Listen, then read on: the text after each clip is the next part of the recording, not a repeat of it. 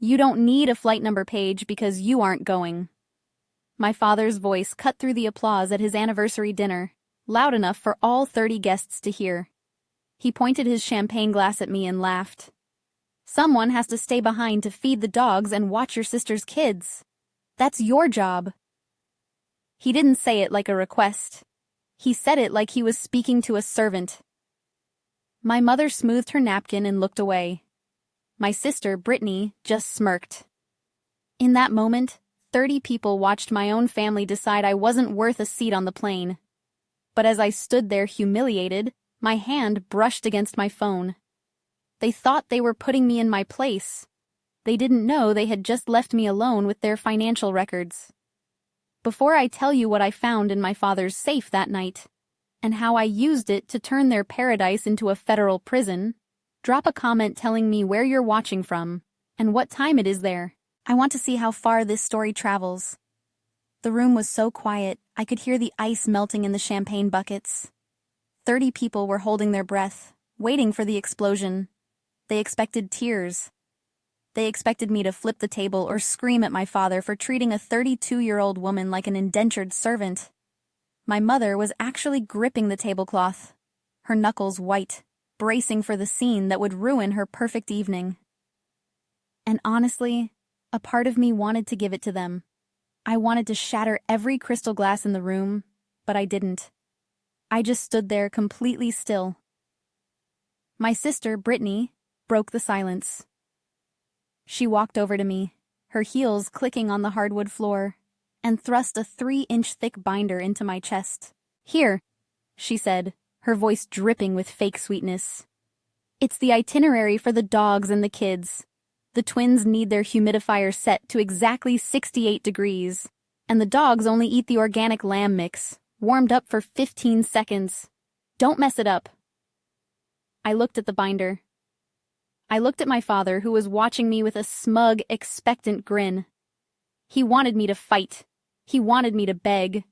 Because if I fought, he could call me dramatic. If I begged, he could call me weak. He wanted the satisfaction of denying me. So, I did the one thing none of them expected. I smiled. "Okay," I said, taking the binder. "I understand. Have a wonderful trip." The relief in the room was palpable. My father's chest puffed out. He clapped a hand on my shoulder, heavy and condescending. "That's a good girl, Paige. I knew you'd see reason. We all have to make sacrifices for the family." He thought I had submitted. He thought he had won, but he didn't understand what I was doing. There is a concept in behavioral psychology called strategic compliance. It is what you do when you are trapped in a cage with a predator that is bigger and stronger than you. You don't bare your teeth. You don't attack. You lower your head. You expose your neck. You make yourself look small and harmless. You let them think they have total control because arrogance makes people sloppy. Arrogance makes them leave the cage door unlocked. If I had screamed at my father, he would have kicked me out of the house right then. He would have taken back the keys. He would have hired a security guard to watch the property while they were gone. But by accepting that binder, by accepting the humiliation, I bought myself access. I wasn't agreeing to be his babysitter. I was agreeing to be left alone inside his empire for 7 days without supervision. I held that binder like it was a holy text. I listened as my mother listed off more chores, watering the orchids, collecting the mail, waiting for the pool cleaner. I nodded at every demand. I thanked them for trusting me, and the whole time my heart wasn't racing with fear. It was steady with a cold electric anticipation. They were leaving me in the house where my father kept his private servers. They were leaving me with the physical files they thought I was too stupid to understand. When the dinner finally ended and the guests filtered out, whispering about how graceful I was about the whole thing, my father gave me one last look. "Don't let me down, Paige," he said. I looked him right in the eye. "I won't, Dad. I promise I'll do exactly what needs to be done." He didn't see the double meaning. He didn't see the wolf behind the smile. He just saw his free help falling in line. He went to bed thinking he was the king of the world. He had no idea that he had just handed the executioner the axe. Most people in Greenwich looked at me and saw a failure. They saw a 32-year-old woman living in her parents' guest cottage, driving a 10-year-old sedan, and seemingly doing nothing with her life. My mother told her friends I was finding myself. My sister, Brittany, told her friends I was basically the help, but the truth was buried in an encrypted server in the basement. I wasn't just the family babysitter. For the last 5 years, I have been the shadow CFO of my father's construction empire. My father, Richard, is a man who believes laws are suggestions for poor people. He built his wealth on cut corners, under-the-table labor, and shell companies designed to hide assets from the IRS. But he is terrible at math. 5 years ago, the wall started closing in. He didn't hire a high-powered firm to fix it because firms ask questions. Firms have ethics policies. He said he came to me. He sat me down, poured me a glass of cheap wine, and told me that if I didn't help him organize the books, the family would lose everything. He told me it was my duty, so I became the fixer.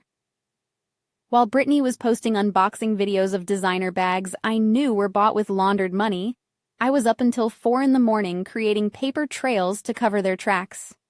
I managed the offshore accounts. I cleaned up the financial disasters created by Tyler, Brittany's husband, whose tech startups were just sinkholes for tax-free cash. I lived in a state of constant low-grade terror. My father made me sign documents as the responsible party. He made sure that if the house of cards fell, it would land on me. I did it because I thought I was saving us. I thought I was earning my place at the table.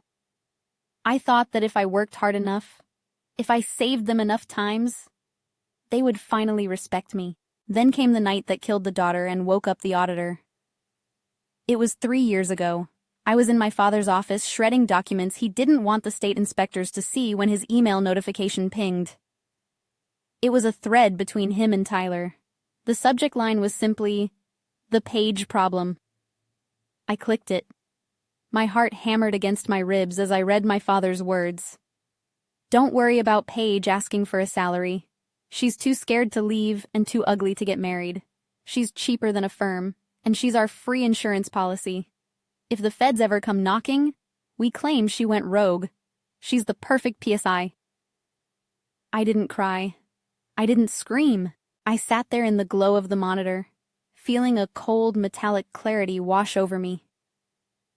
They didn't love me. They didn't even like me. I was just a human shield. They were fattening me up for the slaughter. That was the night the audit began. I didn't quit. I didn't confront them. I went back to work, but I stopped fixing their mistakes. I started documenting them. For 3 years, I have been copying every ledger, every incriminating email, every bank transfer. I built a digital archive of their crimes. I smiled at family dinners. I babysat their children. I let them treat me like a doormat because a doormat is the one thing in the house that sees everyone's dirty shoes. They thought I was dependent on them. They didn't realize that I was the only thing standing between them and a federal indictment. And tonight, with the house empty and the flight to paradise departing, I wasn't just going to stand aside. I was going to open the door and let the consequences in. The morning of the departure was a masterclass in chaos. While the sun was still struggling to rise over the manicured lawns of Greenwich, my sister Brittany was screaming about a vintage Hermes scarf. She was tearing apart the guest room, throwing silk and cashmere onto the floor like a tornado in a boutique.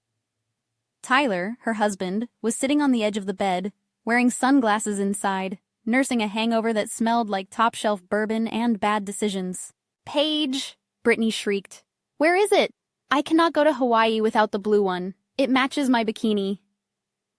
I walked into the room, reached under the pile of discarded clothes she was standing next to, and pulled out the scarf. I handed it to her without a word. She didn't say thank you. She just snatched it and shoved it into her Louis Vuitton carry-on. Finally, she huffed. "Try to be more organized next time." I went downstairs. The foyer was piled high with luggage. Enough for a year, not a week. My mother was shouting instructions at the private driver about how to handle her hatbox. The air smelled of expensive perfume and stress. Paige, into the study.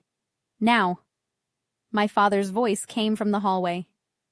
I followed him into his sanctuary. The heavy oak door clicking shut behind us to drown out the noise of the family. He walked behind his massive desk, opened the top drawer, and pulled out a stack of envelopes. They weren't love letters.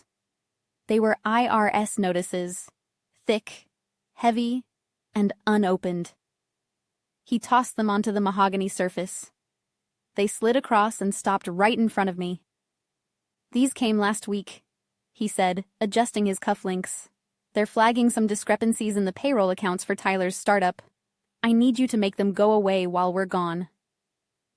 I looked at the envelopes. I knew exactly what was in them. I knew because I had warned him 6 months ago that moving cash between the shell companies would trigger a flag. He hadn't listened then.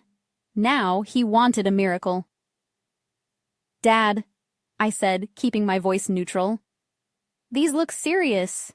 If they're auditing the payroll—" "Fix it, Paige," he snapped, his eyes cold. "And remember whose signature is on those returns as the preparer. If this ship goes down, you're the captain. I'm just the investor. So, I suggest you spend this week being very creative with those ledgers. Or you're going to look very bad in an orange jumpsuit." It was a threat, plain and simple. He was reminding me that he had set me up. He had made me the fall guy years ago, ensuring that if the feds ever came, his hands would be clean and mine would be in cuffs. He reached into his pocket and pulled out a small brass key. The key to the filing cabinet, the one place in the house I was usually forbidden to touch without supervision. "Here," he said. "All the hard copies are in there, sorted out." He walked past me out of the room. I picked up the key. It felt heavy, like a weapon. By 8 a.m., the limo was loaded. My mother was checking her makeup in the compact mirror. Brittany was already posting a selfie captioned, "Paradise Bound." "Oh, one last thing," my father said, turning back from the open limo door. He held out his hand. "Give me your house key." I froze. "Paige, the key. You're staying here all week," he said with a dismissive wave. "You don't need to come and go. And frankly, with all the stress you've been under, I don't want you losing it. We can't have security risks while we're away." It was a power move. He wanted to lock me in. He wanted to make sure I knew that even when he was 3,000 miles away, he controlled my access to the world. I reached into my pocket and handed him my key. "Good girl," he said. He got into the limo. The door slammed shut with a heavy, final thud. I stood on the driveway and watched the long black car snake down the driveway and disappear through the iron gates. They were laughing. They were drinking champagne. They were heading to paradise, confident that they had left their servant behind to scrub their messes clean. They thought they had trapped me. They didn't realize they had just locked themselves out. I turned around and looked at the empty house. It wasn't a prison anymore. It was a crime scene. And for the first time in 5 years, the detective had the run of the place. I walked inside and locked the door. Then I headed straight for the study. The moment the taillights of the limousine vanished around the bend, the daughter died. The auditor was born. I didn't wave goodbye. I didn't go upstairs to unpack. I turned the lock on the front door, walked straight into my father's study, and inserted the brass key into the filing cabinet. It turned with a satisfying click. My father thought he was leaving me with a punishment. He thought I would spend the next week sweating over payroll discrepancies, trying to save his skin. He forgot the first rule of accounting. The person who cleans the mess knows exactly where the dirt is buried. I sat down at his computer. I didn't need to guess his password. It was Richard 1, because arrogance is always predictable. I bypassed the decoy files he kept for the state auditors and went straight to the hidden partition. I found it in seconds. The shadow ledger. It was a masterpiece of fraud. 5 years of double booking, ghost employees, and construction materials expensed to projects that didn't exist. And there, right at the top of the recent expenses, was the folder labeled Board Retreat, Hawaii. I clicked it open. He had expensed the entire vacation, the first-class flights, the villas, the private chefs, as a mandatory business seminar. He was using corporate funds to pay for Brittany's tan. It was tax fraud, plain and simple, and it was the final nail in his coffin. I didn't just read it, I took it all. I plugged in my own encrypted black hard drive. I initiated a mirror copy of the entire system. Every email, every forged invoice, every offshore transfer. The progress bar crawled across the screen, green and steady. While it downloaded, I worked on the physical evidence. I emptied the filing cabinet of the original deeds and the page problem printouts. I packed them into a waterproof banker's bag. When the download was complete, I pulled the drive. I wiped the keyboard with a microfiber cloth. I wiped the desk surface. I wiped the door handle. I wasn't just leaving. I was erasing myself. I wanted him to come back to a house that felt like a tomb. I walked into the kitchen. The binder of chores, the dog food schedule, the kids' humidifier instructions sat on the marble island where Brittany had left it. It looked ridiculous now, an artifact from a life I no longer lived. I took the brass key to the filing cabinet and set it on top of the binder. Then I pulled a yellow sticky note from my pocket and stuck it to the leather cover. I wrote 4 words. Consider this my resignation. I grabbed my bag, not the duffel of clothes my mother expected, but a secure case containing 5 years of felonies. I walked out the front door and left it unlocked. Let the security alarm chirp. It wasn't my house to protect anymore. I drove my sedan to JFK, but I didn't head to the economy lot. I pulled up to the curb, handed the keys to a valet, and walked into the terminal. I wasn't flying to Hawaii to beg for scraps. I walked up to the first-class counter for the direct flight to San Francisco. The agent looked at my ticket. Heading out for business or pleasure, Miss Dixon? I looked at the black bag on my shoulder. It contained enough evidence to put 3 people in federal prison for a decade. Business, I said. Strictly business. 2 days later, I was standing in a room that smelled of expensive perfume and old money. My aunt, Teresa's design studio in San Francisco, wasn't just a building. It was a sanctuary of high art and higher tax brackets.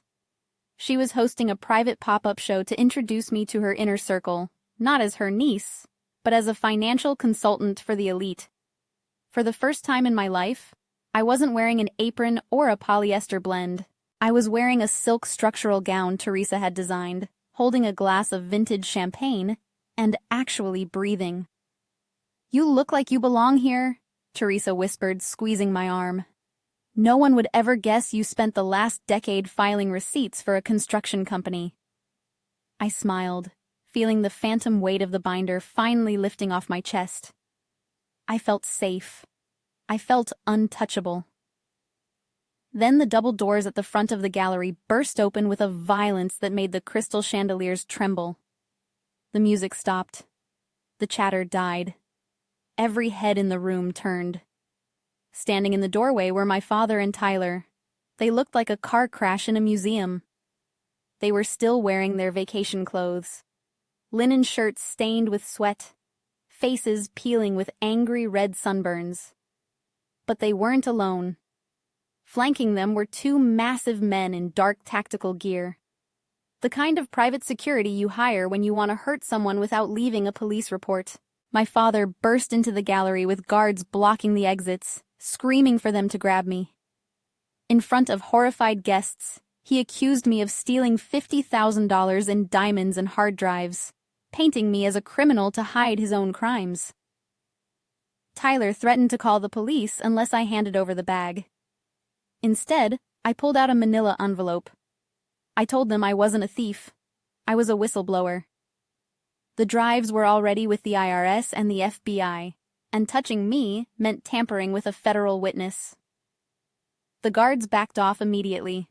My father paled as I listed his crimes. Offshore accounts, fake payroll shell companies, and even the Hawaii trip he thought was a vacation. The room turned on him. Guests started calling their lawyers. Aunt Teresa ordered him out, and as he staggered outside, federal agents arrived and arrested him and Tyler. The investigation seized the houses, cars, and hidden funds.